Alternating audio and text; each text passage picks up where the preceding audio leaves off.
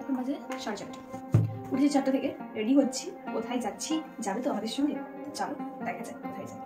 সঙ্গে এবারে হ্যাঁ একটা কথা বলি, সঙ্গে এবারে আমার মা বাবাকেও নিয়ে নিয়েছি। আমার মা বাবা মানে এখানকার মা বাবা, আমার শ্বশুরবাড়ির মা। চলো সঙ্গে থাকো। বাইরে ঠান্ডা আছে,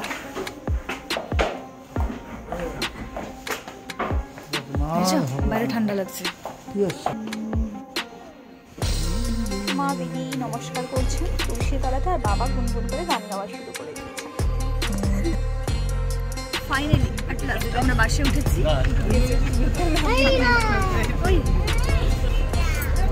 দেখা যাচ্ছে তোমার ছেলেকে হাই করতে, হাই করো, হাই।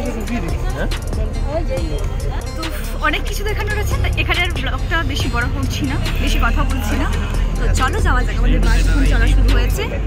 দুগ্গা দুগ্গা বলে বেরিয়ে পেরি রাতে রাতে। 1 hour later.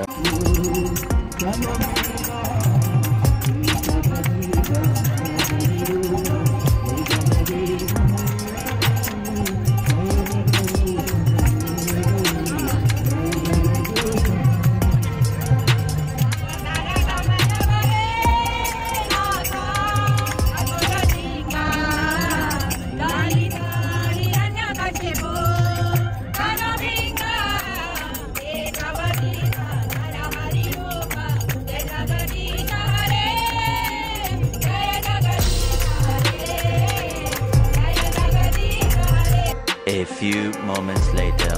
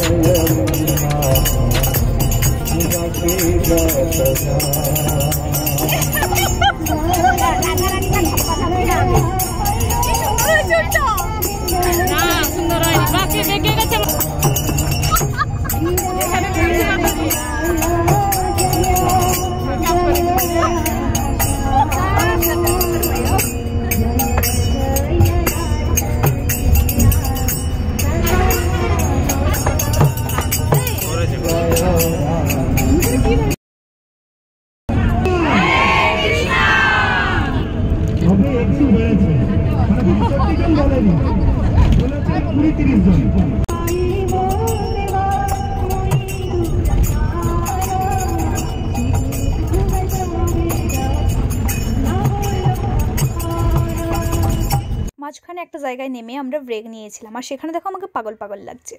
আমরা পুরো রাস্তা জুড়েই সংকীর্তন করতে করতে গেছি এবং এসছি।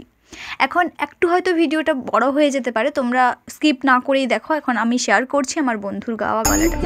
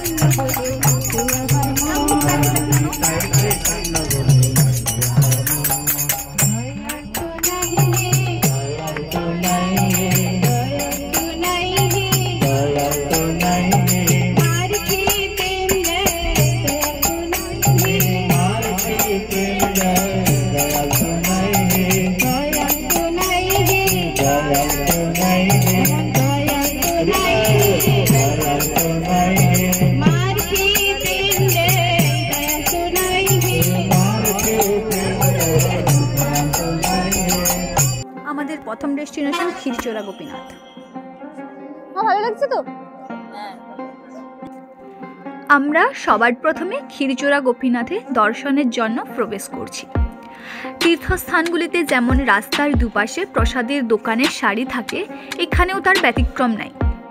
প্রসাদের পসরা দেখতে দেখতে আমরা সবাই মূল মন্দিরে প্রবেশদ্বারে পৌঁছে গেলাম।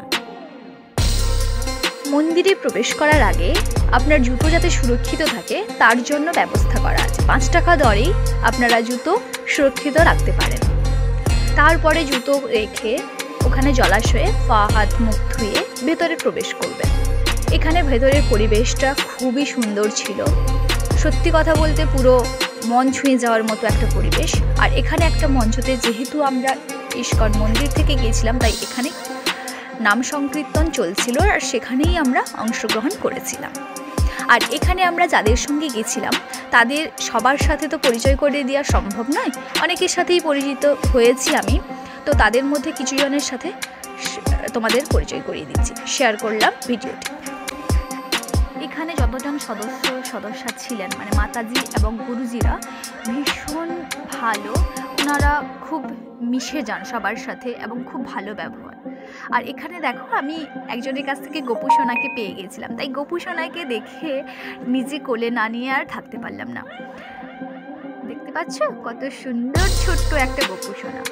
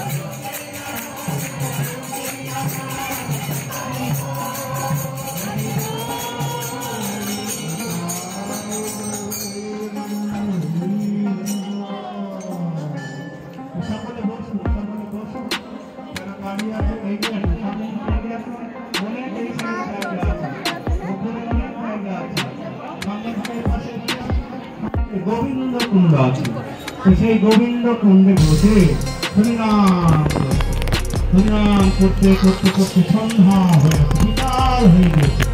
সারাদিন শুধু হরিনামই করছে, কোনো খাওয়া দাওয়া কিচ্ছু নেই। তো তখন ব্রজবাসী মায়েরা ওই গোবিন্দ কুণ্ডের জলে রান্না করছে। তো গোবিন্দ কুণ্ডের জলে নিয়ে যাচ্ছে বাড়িতে, সবাই যাচ্ছে, দেখছে যে একজন ভক্ত বসে বসে হরিনাম, এত সুন্দর দেখতে।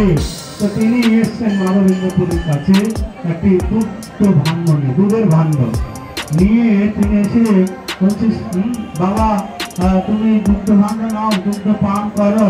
তুমি বসে বসে কার ধ্যান করতে সারাদিন, তুমি উপবাস করে দিয়েছে।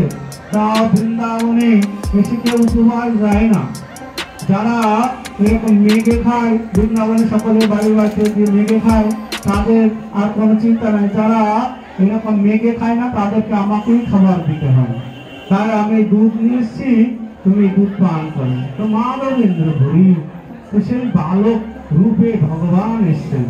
তো তার রূপ দেখে মুগ্ধ হয়ে গেছে যে আমি উপবাসে আছি, সারাদিন কিছু খাইনি, তুমি কি করে জানেন? কিন্তু আপনি জানি ব্রজবাসী মায়েরা এখানে জল নিতে এসেছিল, তারা বললেন যে এরকম সারাদিন বাবা ওখানে হরিনাম করছে, তো দুধ পাঠিয়ে দেবে, তুমি দুধ পান করো, আমার অনেক কাজ আছে, অনেক গাভী আছে, আমার গাভী দহন করতে হবে। আমি গেলাম, পরে এসে আমি ভাণ্ড নিয়ে যাব। সেইভাবে সেই বালক চলে গেলেন। মাধবেন্দ্রপুরী সেই দুধ পান করলেন, পান করে রাত্রে শুয়ে আছে। তো রাত্রে স্বপ্নে দেখছেন সেই বালক এসে হাত দুটো ধরেছে, হাত দুটো ধরে বলছে আমার সঙ্গে চলো, আমার সঙ্গে চলো। কোথায়? বলছে চলো না। তো আস্তে আস্তে একটা ঘন জঙ্গলের ভেতরে গোপাল বিগ্রহ গোবর্ধনধারী গোপাল বলছে আমি এইখানে বহুদিন তোমার পথ চেয়ে আছি, কবে মাধবেন্দ্র আসবে, আমাকে এখান থেকে বের করো।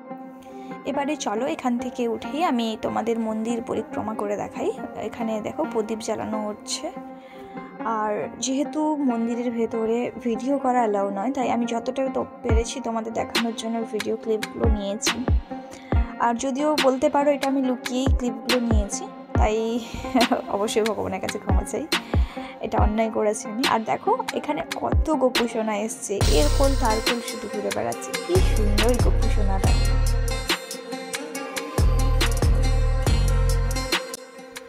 আর ক্ষীরচোরা গোপীনাথে আসার একটাই উদ্দেশ্য, সবারই একটা উদ্দেশ্য থাকে, এখানকার ক্ষীরটা সবচেয়ে জনপ্রিয়। যদিও আমরা সকাল সকাল পৌঁছেছিলাম, তাই ক্ষীরটা আমাদের ভাগ্যে জোটেনি, একটা মন খারাপ নিয়েই ফিরতে হয়েছে যে আমরা ওখানকার ক্ষীরটা পাইনি। ওটা সম্ভবত 12:30 1টার দিকে পাওয়া যায়, আর আমরা যেহেতু আগেই পৌঁছে গেছিলাম তাই আমাদের ভাগ্যে হয়নি। তারপরে মেন মন্দিরে প্রণাম টনাম সেরে আমরা ওখান থেকে বেরিয়ে পড়লাম। পাশেই আরও অনেক মন্দির আছে এবং এক গুরুজির সমাধি স্থানে, তো সেখানে গেলাম, সেখানে প্রণাম টনাম সেরে আবার বাসে রওনা দিলাম অন্য জায়গায়।